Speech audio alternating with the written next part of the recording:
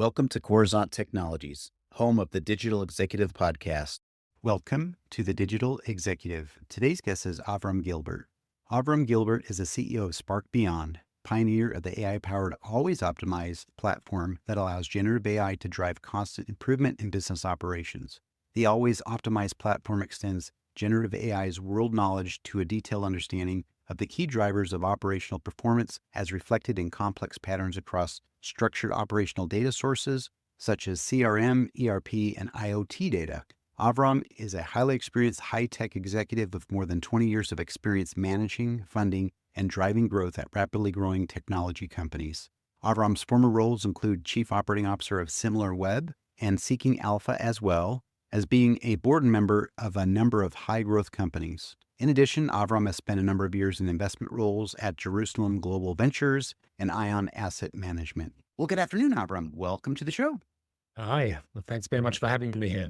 Absolutely. I appreciate you making the time, hailing out of the great country of Israel right now. So I appreciate you making the second shift tonight because it's very late there for you. So again, thank you. And Avrom, we're going to jump right into your first question. You've had extensive experience in high growth tech companies like SimilarWeb and Seeking Alpha. How has the role of AI evolved in business decision making over the years? And what do you see as the next big leap in AI driven optimization? Hi, what a great question. Well, there's really two periods of time when looking at the role of AI in business decision making. It's the pre-Gen AI and the post-Gen AI. And so when I look at the pre-Gen AI, when I was at SimilarWeb and Seeking Alpha, we didn't really have great AI for decision making. We didn't really know of any good tools, but even though I didn't know it at the time, there was already AI being sold to large enterprises by cutting edge companies like my current company, Spark Beyond, which was a pioneer using AI for decision making. They already assisted hundreds of large enterprises like Bank Santander, Equinor, HDFC, as well as our partners like McKinsey to drive AI decision making. And the speciality was actually different to Gen AI, is to try and solve business problems which were driving bad performance on key company KPIs. And this was done by applying AI on structured data like CRM, ERP, IoT. And then if you look at the post-Gen AI period, well, that's really been the last 2 to 3 years, starting with ChatGPT. And now there's lots of new ways for AI to assist in decision making. And if you look at it, it says rapid decision support. This is sort of the AI that all of us have come to know. You ask questions about the world to AI and you get amazing answers in seconds instead of doing days and weeks of researching. It's no exaggeration to think of many of the times I spent days or my team spent even weeks doing research at SimilarWeb or Seeking Alpha, and it can be done in minutes now. So it's a super important to sort of providing support for decision-making and getting you facts about the world at scale. The second thing is that the second evolution is actually underway right now, which is once people are really ready to use agents and trust them to make decisions instead of people. And this is just starting, but pretty soon, I think we'll all be making decisions or allowing agents to make decisions, both on the personal life and work. So for example, trivial things like I might ask an agent to decide what I'm going to cook for dinner tonight and then order all the ingredients. Or for work things, I might allow them to handle customer service problems. And I think we're going to see a lot more of that with things like Agentforce from Salesforce. The second part of your question, what's the next big leap in AI-driven optimization? Well, I think when we think about the AI that we all instinctively know is going to happen, but probably hasn't happened yet. Have you seen the Marvel movies? Iron Man, I don't know if you've seen that. Tony Stark has an AI called Jarvis, which deeply understands everything, including his business and operations. So we can all imagine that maybe we'll be able to have a AI which we can ask questions like, how do I reduce the costs of my business? Or how do I send messages to my customers most at risk of churn and to increase the chances of them remaining my customers? So that's an AI I can trust with achieving my business goals or to make decisions for me. So the big question is, why can't we have this now? And why is that the next big leap? And the answer is that Gen AI has an amazing understanding of the whole world and very strong reasoning skills. But it doesn't actually know very much about the details of what's driving my business because it deals with language and has read the whole internet, but hasn't really looked into my data. And the real secrets to what's going on in my business are in my CRM database, my ERP database, my customer transactions, my IoT. And that's what Gen AI needs to understand. And we all know that because every business has a data lake or collects its data together, has a BI team, has data scientists. So right now, if you were to ask ChatGPT or Perplexity, why my costs are going up for a specific product and what should I do to fix it? what I get, I probably get generic advice from the internet. And I certainly wouldn't hire an employee to give me generic advice. And I say, I don't really want AI to do that either. So the next big leap is when you give LLMs that knowledge that they need, which is really up-to-date information that makes them experts on your business.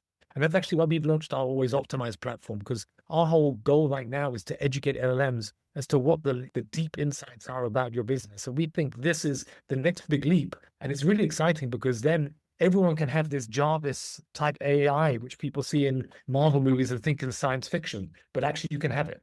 That's awesome. Thank you again, Avrom, for really unpacking Gen AI over the tenure of your career. Obviously, the pre-Gen AI period, which you talked about, and then the post-Gen, which is obviously a lot faster to get answers. But what I really liked is the analogy you used with Iron Man and Jarvis, right? Agents now can make decisions. And we talked about this on the podcast recently as how you can have your own personal assistant now in your pocket, literally, and you can level the playing field with all these big corporations that have deep pockets that are investing a lot in this technology. So thank you.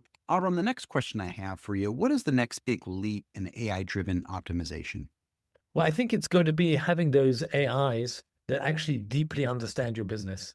Let's say, for example, I've got a factory, right? And my machines might go down. And I don't want those machines to go down. So I actually want an AI that deeply understands all the details of my machines. And when they see the temperature or the pressure going up to a certain level, knows historically that that's a potential predictor, sends a message to an engineer. That engineer then is also sent the details of how to do the actual maintenance, and then goes off and does that. And that machine never fails. That's a big advance, right? That LLM having not just world knowledge, but actually the capabilities and understanding of what drives the real world and specifically my business, that's going to be a big deal. The same thing might happen when I want to try and increase revenue. If that AI understands which of my customers typically buy what products and knows that middle-aged men over the age of 30 tend to buy organic goods on a Thursday, and it's a good time to give promotions, that's really useful information. But if you multiply that by 1,000 or 10,000 different micro segments, all of which the AI understands, and all of which it's sending millions of messages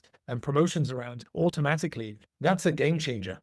It absolutely is. And I love how you talked a little bit about how you can have your AI deeply understand your business or your machines, keep ahead of the business changes or maintenance needs. But I really love the fact that these LLMs are now going to be really up to the minute, up to date, if not seconds, and be able to help us be more dynamic in our decision making when we need to be. So appreciate that. Avram, why is agentic AI gaining momentum as an industry classification? It's a good question. And I think when I look back at it, when Gen AI first started as a tool, we'd ask it questions. And although the first version showed promise, they also made a lot of mistakes and had hallucinations. And there was a bit of skepticism. But the real momentum, which is really what you're asking, is happening because the quality of the LLMs is advancing at a shocking speed. It's now got to the point where it has incredible knowledge, intuition, and reasoning. And so what we've now got is the ubiquitous availability of LLMs to the entire world, which means there's a very low bar for creating agencies. If you have an idea for an agent, some basic technical skills and some time, you can create an agent fairly easily. And pretty soon a simple natural language instruction to an LLM will likely allow anyone to create an agent which is then usable. And this reminds me a lot of the rapid emergence of cell phone app ecosystem after Apple launched the App Store. I don't know if you remember what it was like, but what kind of applications were on our pre-smartphone phones, feature phones. We went from a situation where, I used to work with startups that tried to convince Nokia or telecoms carriers to add their Apple game to a phone, and it was almost impossible. And then after the launch of the App Store, it became really easy to build phone apps, which used all the special features of a smartphone. And I'll come to the analogy in a second, but if you look at the smartphone, it has compute, memory, portability, location awareness, cameras, web browsing. At launch, they had 500 apps. Within 1 year, there were more than 80,000 apps. And after 5 years, more than 1 million. So let me ask you, how many different apps on your cell phone do you think you probably use today? And we don't even think about it. It's completely second nature. And all of these apps are just despite the fact, creating a mobile app actually took real investment. At Seeking Alpha, when in the early days of these apps, we created both an iPhone and Google app. It was a lot of effort, but we needed to do it. And it was really important for our customers. So now let's look at what LLMs can do. LLMs are really smart. They have reasoning. They can help make decisions. And so what we should expect is just a multitude of AI agents, which are created to do the things we want to do. If I want to book theater, there'll be an agent for that. If I want to pay my bills, do my taxes, answer questions for my customers. The barriers to building agents are getting lower and lower. And so we should see this massive momentum. And I think it's not an exaggeration to say that pretty soon, all of us will be using agents, which are built to solve our person problem needs, just like we use phone apps. That's awesome. And I love the analogy, with the apps versus the agents now. We are leapfrogging, and that real momentum is happening right now with LLMs, as you've mentioned. But yeah, I can't believe just in the last probably 18 months, 2 years, I've seen some incredible things as far as leapfrogging and some of the advanced reasoning available today within the LLM spectrum. Appreciate that. And Avram, last question of the day. Can you give a real world example of always optimize with AI at work? Sure. So we build this always optimized capability, which is the ability to use AI constantly in the background to analyze your data and then understand what's driving problems in your work environment, and then suggest actions which can then be done automatically by agents if they are available. And so what I'd like to do is actually start by looking at what it looks like if you don't have always optimized. So let's use a typical example of something I mentioned earlier, which is, let's say a business like a telco or a bank is seeing increased customer churn. What do? Well, probably a dashboard is showing churns going up. And then when the data scientist team or analyst team has time, they'll do some analysis to try and discover some insights. And when they find these insights, why their churn might be increasing, then they'll send them to the marketing team, will then review the insights and propose actions. And then probably different people on the marketing team will try and send emails to prevent churn or put some promotions out there where they try and win back the customers. And this whole process is lengthy and infrequent and expensive. And it reminds me how Winston Churchill used to describe democracy as the worst form of government, except for all other types of governments which have been tried. So this is a terrible way to optimize your business. But without AI, it's actually the best and most practical way to do that. So now let's look at the always optimized version of this. So our AI would divide your customer base into microsegments of users with similar characteristics like location, age, behavior, similar to what a data science team or analyst might do, but this would be done systematically, in real time in the background. And the insights are then automatically derived as to which customer group is leaving and suggestions as to why that might be happening. You then take these insights and give them to an LLM, which very rapidly then becomes an expert on what's driving customers to leave the business. And then it can propose custom emails to be sent to each one of your customers in order to reduce the churn. And in the future, with agents, once they could be trusted, these emails can actually be sent directly by the AI. Right now, these would generally need to be approved by a marketing team. And this entire process can happen as frequently as we see the data changing, without delays, no waiting for people to be available or to have the time to do the work. And so we see this as being an always optimized by AI cycle. And the same thing can happen with fraud detection on transactions in banks. The same thing would happen with cost analysis. As costs increase, you can immediately be doing the analysis and be proposing actions to be taken. You might want to do energy optimization. There's many, many different applications, but always optimized means that AI does the hard work. And really the key to all of this is that we figured out the way to educate an LLM how to become an expert in the relevant parts of your business. And once you've done that, it's much easier because LLMs are awesome. They've got the reasoning capabilities and the understanding of the world. So they can propose actions and then actions can be taken. So we think that actually this whole always optimized capability is going to be perfectly natural for organizations in the coming years as we grow to trust LLMs and generative AI much more.